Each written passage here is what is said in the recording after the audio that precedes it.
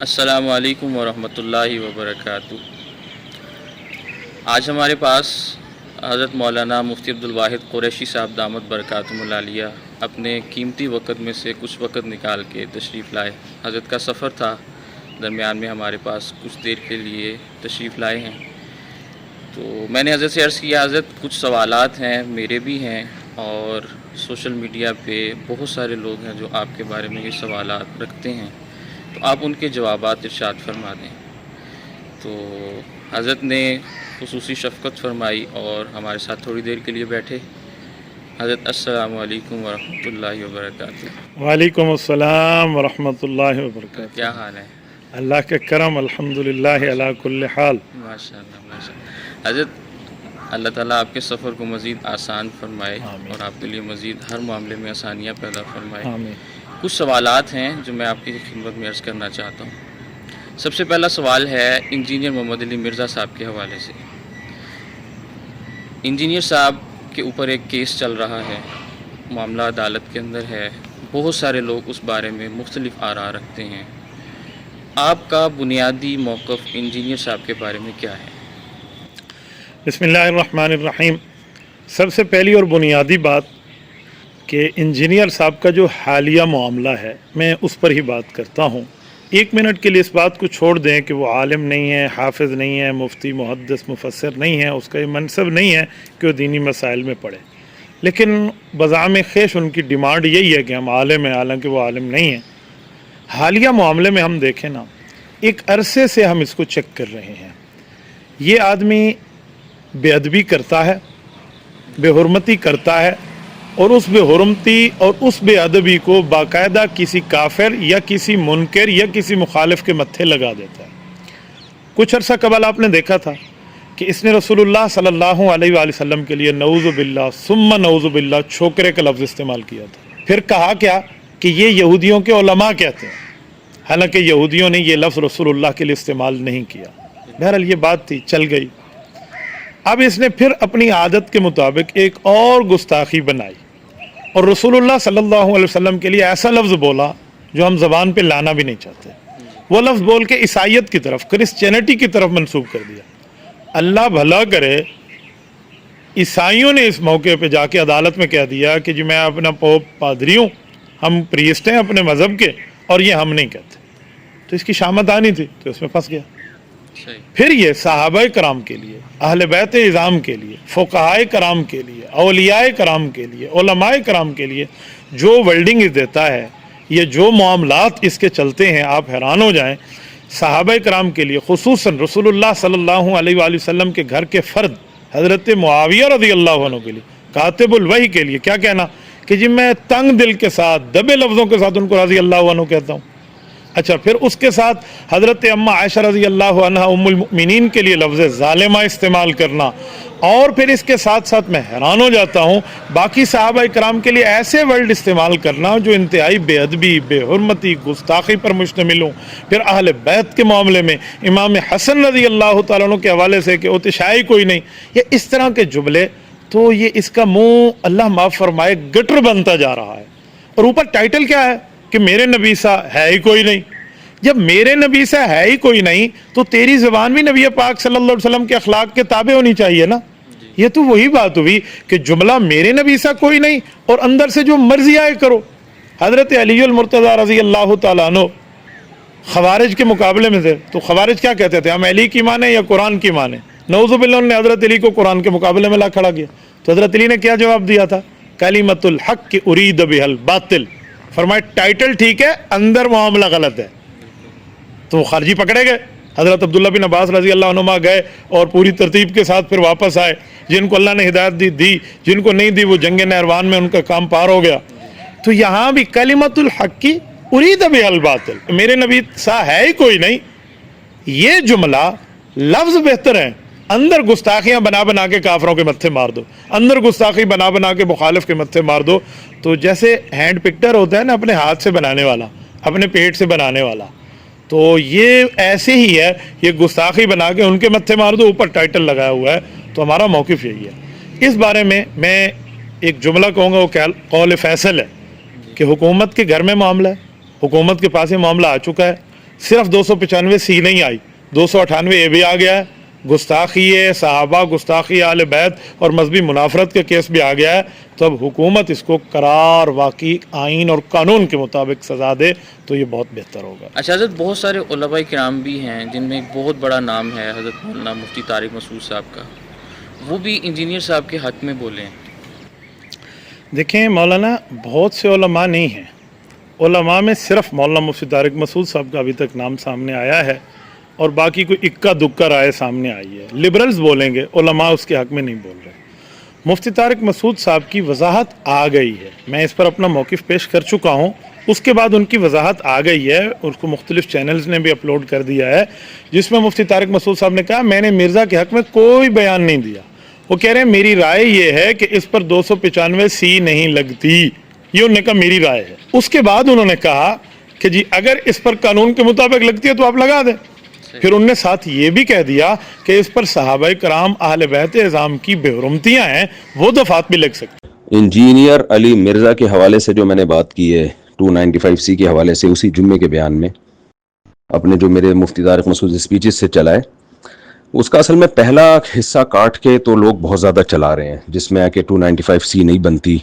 बाकी आगे पूरा बयान अगर मेरा सुना जाए तो उस पूरे बयान में मैंने इंजीनियर के बारे में ये वजाहत की है और बबांगे दोहल ये बार बार इस जुमले को रिपीट किया है कि ये एक नंबर का बदतमीज़ आदमी है। असहाब रसूल, ताबिईन, हत्ता के पैगम्बर सल्लल्लाहु अलैहि वसल्लम और अंबिया किराम, ऐसे ऐसे उल्ट पटांग अल्फाज ये इस्तेमाल करता है पैगम्बरों के बारे में। उसके मौलाना इमरान सफदर साहब के क्लिप का मैंने रेफरेंस इसी वजह से दिया था कि किसी ने इसकी बदतमीजियां और बेअदबियां देखनी हो तो उनका क्लिप जाके सुन ले। कैसर अहमद राजा साहब ने भी, मौलाना इमरान सफदर साहब ने भी बहुत इसकी चीज़ों को हाईलाइट किया और वैसे भी वो सब चीज़ें सारी दुनिया के सामने हैं। तो उन बातों पे केस होना चाहिए इसके खिलाफ, यानी कम से कम जो केस इसके खिलाफ बनता है ना, जिससे तो इसको भागने का कोई चारा ही नहीं है, वो है मजहबी मुनाफरत फैलाना 295A। तो इसकी गिरफ्तारी पे, यानी ऐसा नहीं है कि हम चाहते हैं कि गिरफ्तार ना हो या इस पे केस ना हो, केस भी होना चाहिए, गिरफ्तार भी होना चाहिए, लेकिन किसी वैलिड रीजन पे हो तो फिर पायदार बात होगी। कोई ऐसी रीजन बना के 295C लगा दी जाए तो कल तो फिर आपको पता है कि मौलाना मंजूर मेंगल साहब पे भी गुस्ताखियों के इल्जामात लगे हैं और मौलाना तारिक जमील साहब पे भी लगे हैं गुस्ताखियों के इल्जामात, वो यूसुफ अलैहिस्सलाम वाले वाक़े पर, और मोइनुद्दीन चिश्ती रहमतुल्लाह अलैह पर तो इसने खुद 20 दफ़ा इल्ज़ाम लगाए हैं, मौलाना शलवी थानवी रहमतुल्लाह अलैह पर दिए। तो फिर गुस्ताखी का एक ऐसा तवील सिलसिला इन फतवों का शुरू होगा कि आप फिर कैसे बचाओगे। यानी एक बात तो ये कि 295C जो इंजीनियर पे लगी है वो खुद उसने ईसाइयों की तरफ गलत बात, यानी मसीही लोगों की तरफ गलत बात की निस्बत की है, तो इस पे केस होना चाहिए। मसीही लोगों को केस करना चाहिए कि भाई हमारी तरफ गलत बात मंसूब की है और हमारी जानों को गैर महफूज किया है। तो वो मैंने कहा है अपने बयान में कि मसीही लोग करें ना केस, यानी वो जाने और इंजीनियर अली मिर्जा जाने, वो हमारे जरिए से केस करवाते हैं तो भी ठीक है, फिर वो कोर्ट फैसला करेगी कि गलत बात मंसूब की है, सही बात मंसूब की है, वो एक अलग बहस है। लेकिन इस पे केस बनता है, बन सकता है, यानी इस पे किया जा सकता है केस। दूसरी बात, जो इसने हजरत मुआविया के बारे में, अम्र बिल आस के बारे में, हजरत मुगीर इब्न शुबा रजी अल्लाह अन्हु के बारे में जो जो बकवासात की हैं कि इनको रजी अल्लाह अन्हु कहने का दिल नहीं करता, फिर नबी सल्लल्लाहु अलैहि वसल्लम के बारे में भी अजीब अजीब इसने बातें की, वो बातें इंसान दोहराते हुए भी इंसान की रूह कांप उठती है। तो उनमें से किसी बात पे भी केस नहीं हुआ, मजहबी मुनाफरत पे केस नहीं हुआ तो एक ऐसी चीज पे कि वो कोई मजेदार बात बनती नहीं है वो। तो इसलिए उन तमाम बातों को हाईलाइट करना चाहिए और कम से कम दर्जे का जो केस इस पे, जो जिससे तो ये भागने का कोई रास्ता ही नहीं है, वो मजहबी मुनाफरत फैलाना। तो ये नहीं है कि मैं चाहता हूं कि इंजीनियर बाइज्जत बरी हो और आके इसी तरह से वो बदतमीजियां शुरू कर दे, मजहबी मुनाफरत शुरू कर दे, ना ना ना ना, इससे खुलेआम माफी मंगवाई जाए और इसको करार वाकई सजा दी जाए जो बदतमीजियां ये कर चुका है। और मेरे पूरा बयान अगर कोई सुनेगा तो उसमें इसकी डिटेल है। ये जो आपने मुफ्ती अब्दुल वाहिद कुरैशी साहब के बारे में मुझसे कहा कि मुफ्ती अब्दुल वाहिद कुरैशी साहब ने भी एक क्लिप बनाया मेरे बारे में और कहा है कि इसका तो काम ही यही है, तो इसको हम कैसे फेवर दें। देखें, इसका काम वाकई यही है, ये यही करता है, तो इसको फेवर मत दें, लेकिन इसकी मुखालफत भी, यानी जो केस इस पे डाला जाए तो वो केस डाला जाए ना जो सही केस हो, اس کا تو کام ہی یہی ہے, تو ان بات اس کو بنیاد بنایا جائے نا کہ اس کا تو کام ہی یہی ہے, تو ان کاموں کو کورٹ میں ہائی لائٹ کیا جائے, ان کاموں پہ ایف آئی آر کٹوائی جائے کہ 20 چیزیں اس کی سامنے لائی جائیں کہ دیکھیں اس نے فلاں موقع پہ یہ کہا, فلاں موقع پہ یہ کہا, فلاں موقع پہ یہ کہا, فلاں موقع پہ یہ کہا, جس سے مسلمانوں کے جذبات مشتعل ہوتے ہیں. تو اس پہ ہمیں کوئی اعتراض نہیں ہے, لیکن 295C کی جو ہم نے وہ پڑھی ہے, اس پہ جو ایف آئی آر کٹی ہے, وہ ایف آئی آر میں یہ الفاظ ہیں کہ اس نے عیسائیوں کے بارے میں کہا کہ عیسائی ہمارے پیغمبر صلی اللہ علیہ وسلم کو ایسے ایسے الفاظ کہتے ہیں. اب یہ تو آپ خود بتائیں نا کہ اگر اس بیس پہ 295C ہوتی ہے, کل کوئی اور منظور منگل صاحب پہ, مولانا منظور منگل صاحب پہ کر دے گا, کل کوئی اور ہم پہ کر دے گا, کل کوئی اور کسی اور پہ کر دے گا, تو اس سے تو 295C کھلواڑ بن جائے گا اور کچھ بھی نہیں ہے. تو میرا خیال ہے کوئی بھی ذی ہوش میری اس بات کا انکار نہیں کرے گا. باقی میں اپنی بات دوبارہ ریپیٹ کرتا ہوں کہ میں تو جیلم گیا تھا انجینئر کو لگام دینے کے لیے, تو میں کیسے اس کی آرا سے متفق ہو سکتا ہوں, اور میں نے تو اس کے بارے میں یہ الفاظ کہے ہیں بیان میں کہ اس کو منہ کی بواسیر ہے, یہ کسی بھی وقت کچھ بھی منہ سے بول سکتا ہے, اس کو لگام دینے کی ضرورت ہے.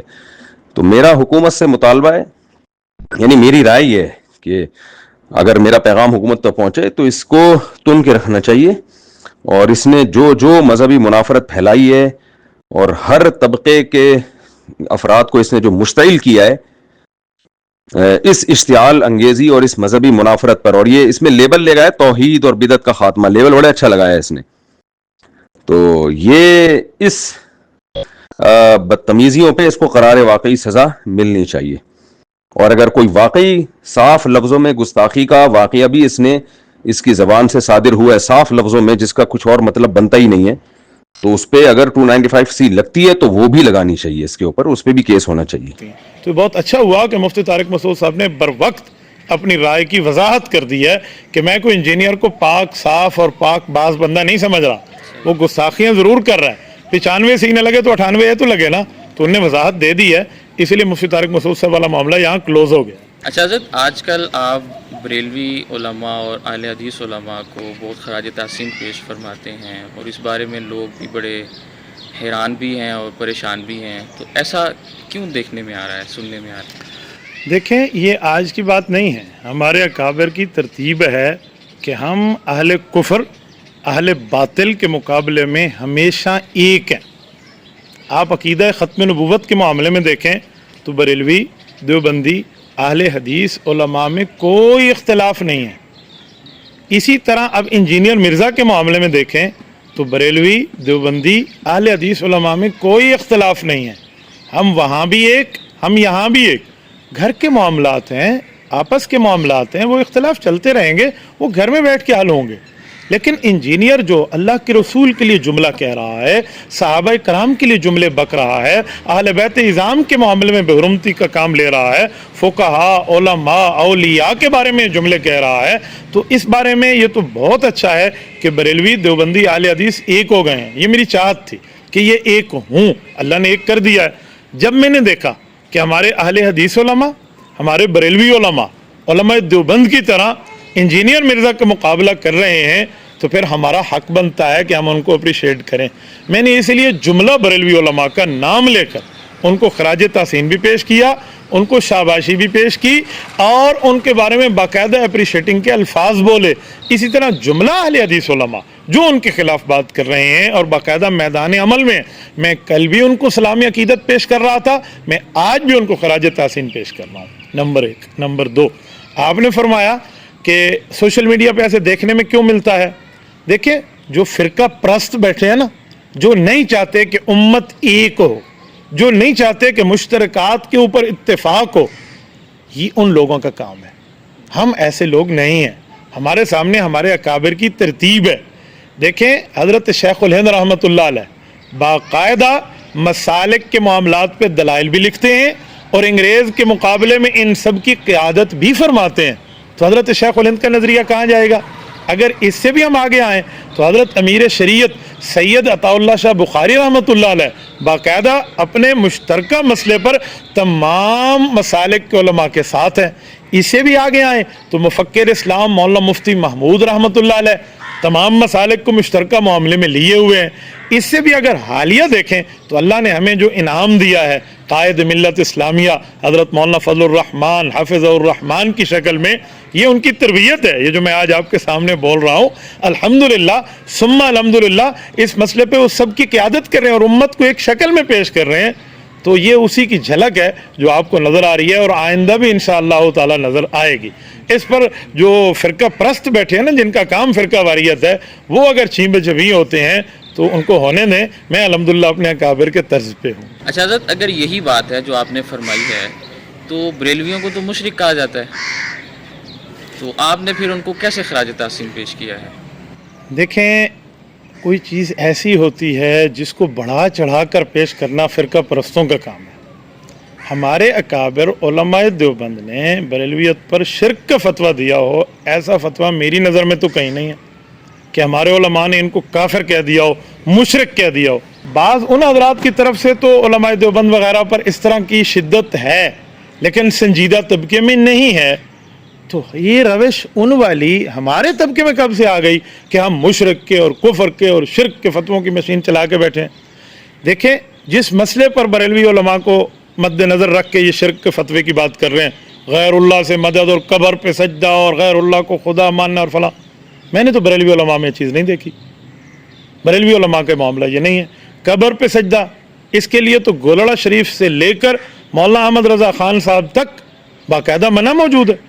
उनके उलमा बाकायदा इसको मना करते हैं कि आप ऐसा न करें। मैंने तो नहीं देखा कि ये लोग शिरक करते हों, शिरक में मुब्तला हों। भाई, शिरक में मुब्तला देवबंदी हो, वो भी मुसलमान नहीं है, आप किसी और की बात करते हैं। तो इस तरह खामखा से किसी के ऊपर शिरक का फतवा, कुफर के फतवे की मशीन, ये रविश इंतहाई ख़तरनाक है, ये हमें नुकसान देगी। मैं कम अज़ कम इस रविश को कभी भी अच्छा नहीं कहूँगा और इस रविश की तायद नहीं करूँगा। अच्छा हज़रत, हाल ही में हमने एक मामला देखा है जो सोशल मीडिया पे बहुत ज़्यादा उठाया जा रहा है, वो ये कि आप बरेलवियों के जलसों में शिरकत फरमाते हैं और बाज़ाब्ता महफ़िल मिलाद के नाम से कुछ उन्वानात भी लिखे गए हैं आपके हवाले से, और उस पर एक लंबी चौड़ी गुफ्तगू भी सोशल मीडिया पे चल रही है, कुछ क्लिप्स भी हैं, तहरीरें भी हैं। तो आप इस बारे में क्या फरमाते हैं? आप वाक़तन उनके जलसों में शिरकत फरमाते हैं? देखें, सबसे पहली और बुनियादी बात कि प्रोपेगंडे की न माँ होती है न बाप होता है। प्रोपेगंडा जैसे चलता है चलता रहता है। मैंने अभी तक तो किसी बरेलवियों के जलसे में शिरकत नहीं की। जिस हवाले से आप बात फरमा रहे हैं वो उलमाए देवबंद का जलसा था, दीनपुर तहसील करोड़ ज़िला लिया में।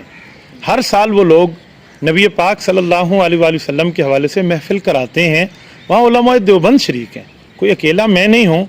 हज़रत मौलाना अब्दुल सत्तार तौसी नव्वरल्लाहु मरकदहू के ख़ानदान के चश्मो चिराग उसमें मौजूद हैं। इसी तरह पाकिस्तान लेवल पे स्टेजों पे बहुत बड़ा नाम मौलाना मोतीउल्लाह साहब, काजी मोतीउल्लाह साहब, इसी तरह हज़रत मौलाना याह्या बासी दामत बरकातुहुम, हम इकट्ठे थे सारे हज़रात वहाँ। तो मौलाना अब्दुल हमीद तौसी साहब वो भी, तो ये सारे अकाबिर शरीक वहाँ के मेज़बान उलमाए देवबंद, जलसा उलमाए देवबंद का, प्रोग्राम उलमाए देवबंद का, सारा मामला उलमाए देवबंद का। वो महफिल मीलाद उस पर लिखा हुआ है, वो लिखा हुआ था महफिल मकसद मीलाद, ये पता नहीं ज़िक्र मीलाद, तो शायद कोई कंपोज़र ने लिख सका हो ज़िक्र का लफ्ज़। इतनी सी बात के ऊपर बरेलवियों का जलसा बन जाता है, इतनी सी बात के ऊपर हम सब बरेलवी उलमा में कन्वर्ट हो जाते हैं। ये फ़िरका परस्तों ने ऐनक लगाई हुई है, इन बेचारों को पता ही कख नहीं है कि राब्ता करके कोई पूछ लिया जाए कि वहाँ मामला है क्या। नंबर एक। नंबर दो, मुझे आप एक बात बताएं, रसूलुल्लाह सल्लल्लाहु अलैहि वसल्लम के मीलाद का जिक्र करना जुर्म है? रसूलुल्लाह सल्लल्लाहु अलैहि वसल्लम के मीलाद के मामले की बात करना ये गलत है? नबी पाक का जिक्र मीलाद, मकसद मीलाद, ये बताना जुर्म है? हज़रत थानवी रहमतुल्लाह अलैह के खुतबात आपने देखे? अब हकीमुल उम्मत मौलाना अशरफ अली थानवी, उनके खुतबात उठाएं, उनमें पूरी 5वें नंबर की जिल्द है, खुतबात मिलादुन नबी, लगाएं फतवा हज़रत थानवी पे। वहाँ मकसद मिलाद का लफ्ज़ भी नहीं है, ज़िक्र मिलाद का भी नहीं है, तज़किरा मिलाद का भी नहीं है, वहाँ लफ्ज़ है खुतबात मिलादुन नबी सल्लल्लाहु अलैहि वसल्लम। आप हज़रत थानवी फतवा लगाएं। फ़िरका परस्तों ने अपनी ऐनक लगाई हुई है, 1.5 इंच की मस्जिद बना रखी है, जो बात भी इनको हो रहा है बिदत बिदत बिदत, अखबल शक्ल गोरा। अपने आप को देखो, अपनी कद को देखो, मज़हब के ऊपर बैठ के 2 नंबरियाँ करते हैं। میں آپ کو یہاں ایک جملہ کہوں، قائد ملت اسلامیہ حضرت مولانا فضل الرحمان دامت برکاتہم نے جامعہ فاروقیہ شجاع آباد ضلع ملتان کے جلسے میں ایک جملہ فرمایا، ان کا جملہ آج بھی مشہور ہے، شاید آیا ہے، ہر جگہ ہے۔ وہ کہہ رہے ہیں دیوبندیت کے نام پہ دکانیں بنانے والوں، دیوبندیت دکانداری کا نام نہیں ہے، دیوبندیت راہ اعتدال کا نام ہے۔ اور دیوبندیوں کو سمجھانا چاہتا ہوں جنہوں نے گھر گھر دکانیں کھول رکھی ہیں دیوبندیت کی، میں ان لوگوں کو سمجھانا چاہتا ہوں کہ میرے اکابر نے دیوبند میں مدرسہ ہمارے لیے دکانیں کھولنے کے لیے نہیں بنایا تھا، ہمارے مذہبی کاروبار کے لیے نہیں بنایا تھا، ان کا ایک عالمگیر آفاقی اور جہانگیر پروگرام تھا، اس کو مد نظر رکھتے ہوئے انہوں نے یہ ادارہ قائم کیا تھا۔ ہم نے حضرت مولانا فضل الرحمان صاحب سے یہی اعتدال تو سیکھا ہے۔ حضرت قائد ملت اسلامیہ نے ہمیں اکابر کا اعتماد یہی تو سمجھایا ہے، اکابر کی روش یہی تو بتائی ہے کہ یار رسول اللہ صلی اللہ علیہ وآلہ وسلم کا تذکرہ کرنا کہیں جرم نہیں ہے، ہاں اس میں کوئی ایسی چیز آپ ہمیں بتائیں جو چیز حضور علیہ السلام کے دین کے خلاف ہو، شریعت کے خلاف ہو، ایمان و اسلام کے خلاف ہو، تب بتائیں۔ ہر بات پہ اپنی طرف سے بیٹھ کے بدعت کا فتویٰ ڈال دینا، یہ کیا معاملہ ہے یار؟ یہ چند فرقہ پرست ہیں، 2 4 5 جن کی اپنی روزی روٹی اسی فرقہ واریت پہ لگی ہوئی ہے، جن کا کام لڑانے پہ لگا ہوا ہے۔ آپ اکابر کے طرز کو دیکھیں، امام اہل سنت والجماعت مولانا سرفراز خان صفدر رحمہ اللہ، حضرت مولانا قاضی مظہر حسین رحمۃ اللہ علیہ، حضرت مولانا محمد نافع رحمۃ اللہ علیہ، حضرت مولانا عبدالستار توسوی رحمۃ اللہ علیہ، حضرت مولانا مفتی محمود رحمۃ اللہ علیہ، یہ جملہ اکابر کی ترتیب دیکھیں، یہ ان کی روش پہ نہیں ہے۔ بعض جگہ وہ اکابر کا نام بڑی عزت سے بھی لیتے ہیں۔ آپ حضرت قاضی مظہر حسین رحمۃ اللہ علیہ کی بشارت الدارین بالصبر علی شہادت الحسین اٹھائیے، انہوں نے مولانا احمد رضا خان کے لیے کتنی اچھے الفاظ کا ذکر کیا ہے، آپ ذرا دیکھ لیجیے۔ آپ اس سے بھی بڑھ کے آگے آئیے تو ہمارے اکابر میں کئی جگہ آپ کو اپنے مخالف، مثلا 5 جلدوں میں کارروائی چھپ چکی ہے قادیانیوں کے لیے جو 13 دن بعد ہوئی تھی قومی اسمبلی میں 1974 میں 1974، اس 5 جلدوں کی کارروائی کو عالمی مجلس تحفظ و ختم نبوت نے چھاپا ہے نا، اس کے پہلے صفحوں کو دیکھ لیں، اس میں بریلوی علماء کا نام انتہائی ادب و احترام سے لکھا ہے۔ آپ کا چینل اگر اس چلانے کی اجازت دے تو لفظ پڑھ کے سنا دوں، اس میں عالمی مجلس تحفظ ختم نبوت لکھتی ہے امام اہل سنت والجماعت حضرت مولانا شام النورانی۔ بتائیں یہ فرقہ پرست برداشت کریں گے؟ ان کی تو موت ہے اس مسئلے پہ، یہ تو سارا دن اس مسئلے پہ بیٹھ کے امت کو ایک نہ ہونے دیں، مشترکہ کام کے اوپر بھی لڑائی اور فساد ڈالیں، اور ہمارے اشتہار کو بریلویوں کو اشتہار بنا دیں، ہمارے علماء کو بریلوی علماء بنا دیں۔ 2 باتیں۔ تیسری بات، مجھے ایک بات بتائیں کہ اگر جلسہ رسول اللہ صلی اللہ علیہ وسلم کی سیرت، رسول اللہ صلی اللہ علیہ وسلم کا تذکرہ، ذکر میلاد مصطفیٰ یا نبی علیہ الصلوۃ والسلام کے حوالے سے دینی معاملات پہ کوئی پروگرام ہو، اور اس میں بریلوی حضرات بھی ہوں، اہل حدیث حضرات بھی ہوں، اور اس میں آپ کا یہ بھائی علماء دیوبند کی نمائندگی کرتے ہوئے چلا جائے، میں نے اپنے مذہب کو چھوڑ دیا، میں نے اپنے عقیدے کو چھوڑ دیا، میں نے اپنے معاملات کو چھوڑ دیا، کہاں بیٹھے ہیں بھائی؟ ایسا نہیں ہے۔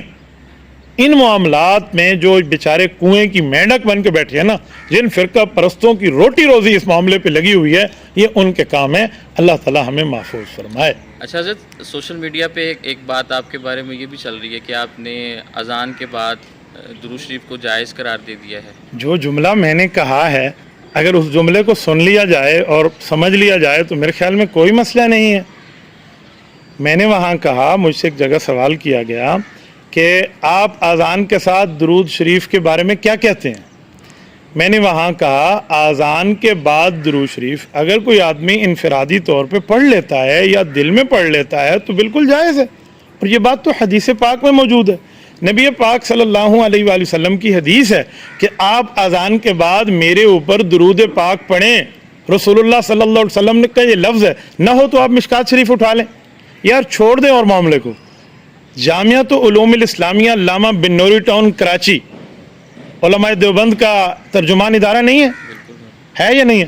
ان سے فتویٰ لے لیں، یا ان کا فتویٰ ان کے نیٹ پر، ان کی ویب سائٹ پر موجود ہے کہ اذان کے بعد درود شریف کا حکم، وہ اس میں ارشاد فرماتے ہیں کہ یہ اذان کے بعد درود شریف تو مسنون ہے، रसूलुल्लाह सल्लल्लाहु अलैहि वसल्लम से साबित है, हुजूर की तालीमात से। फिर मिशकात शरीफ की रिवायत पेश करते हैं, बस कहते यही हैं कि इसको अजान का हिस्सा न बनाया जाए, इसको अजान का हिस्सा न समझा जाए, बल्कि इनको इनफरादी तौर पे कोई शख्स अगर दिल में दुरूद पाक पढ़ लेता है अजान के बाद तो बहुत अच्छी बात है, इस पर तो कोई जुर्म नहीं है। यार इस मामले को आप किसी और मामले के साथ रिलेटेड करें, हम क्या कह रहे हैं, क्या बता रहे हैं, और इस पर हदीस पाक का हवाला दे रहे हैं। मुफ्ती अब्दुल वाहिद कुरैशी की जुर्रत कि ये अपनी तरफ से दीन में कोई इजाफा करे। रसूलुल्लाह सल्लल्लाहु अलैहि वसल्लम की तालीम है, अकाबिर का तर्ज है, अकाबिर की तरतीब है, और वो आ चुका है। तो इस पर भी मसला फ़िरका वारियत वालों का है, जिनकी रोज़ी रोटी का काम, जिनके पेट के काम फ़िरका परस्ती से चलते हैं, ये उनका काम है।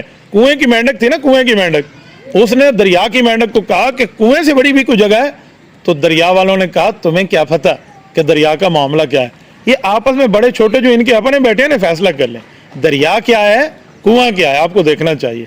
वो कहते हैं ना कौम क्या है, कौमों की इमामत क्या है, ये बेचारे क्या जाने, ये तो कल में आधी रकात के इमाम बने बैठे हैं, ये तो वो लोग हैं।